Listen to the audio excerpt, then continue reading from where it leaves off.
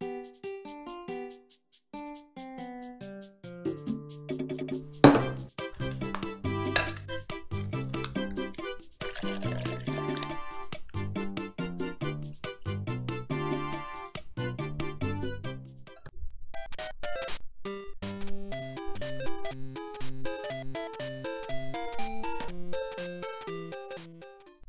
ben, y a personne dans le bureau.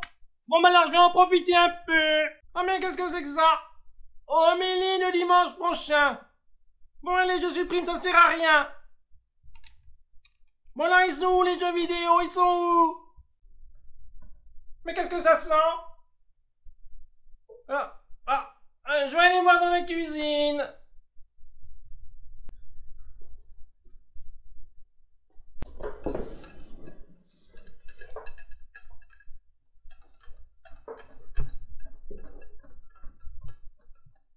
Et maintenant, qu'est-ce que tu fais? Tu fais le repas pour ce soir?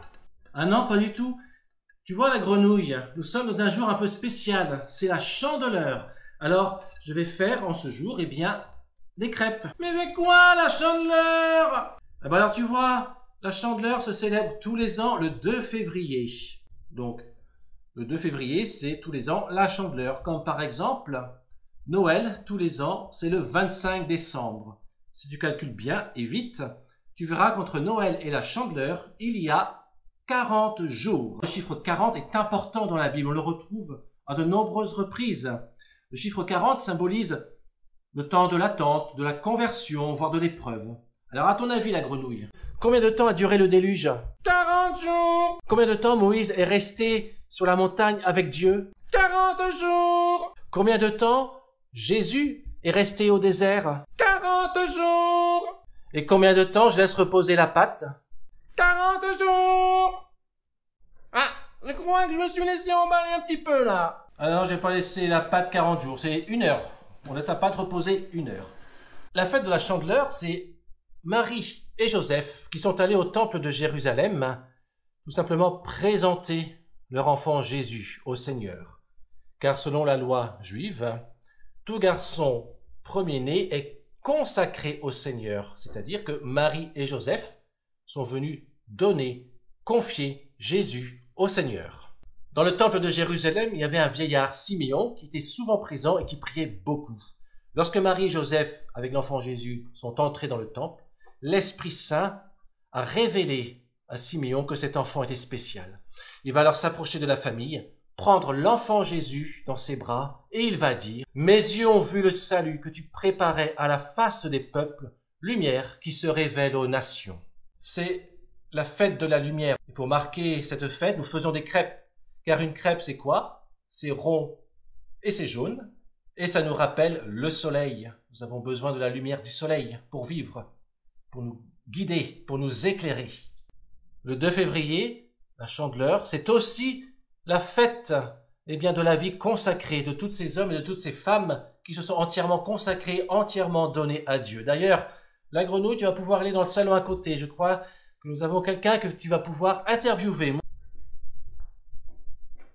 Bonjour, comment vous appelez-vous? Je m'appelle Marie-Odile. Ah oui, ce sont les sœurs qui sont à Saint-Jacques-les-Pins, les sœurs du Sacré-Cœur, c'est ça, hein?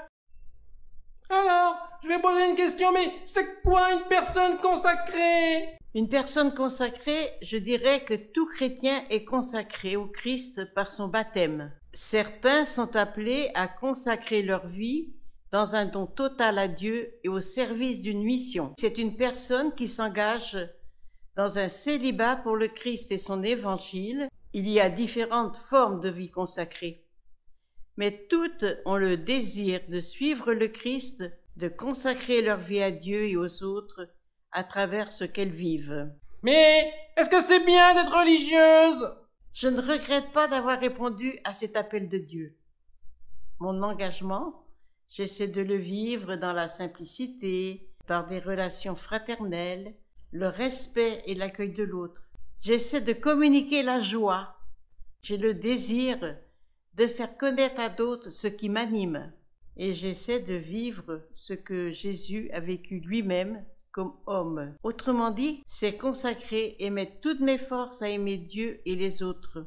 Notre institut a pour mission de manifester à tous, et particulièrement aux pauvres, la tendresse et la miséricorde du Père révélées en Jésus. Pour moi, on ne choisit pas d'être religieuse par dépit ou par peur du monde, par fuite du monde, mais pour aimer davantage Dieu et les autres. Merci beaucoup pour tous ces éclaircissements, j'y vois beaucoup plus clair. Mais alors, moi aussi je peux être religieuse, c'est ça?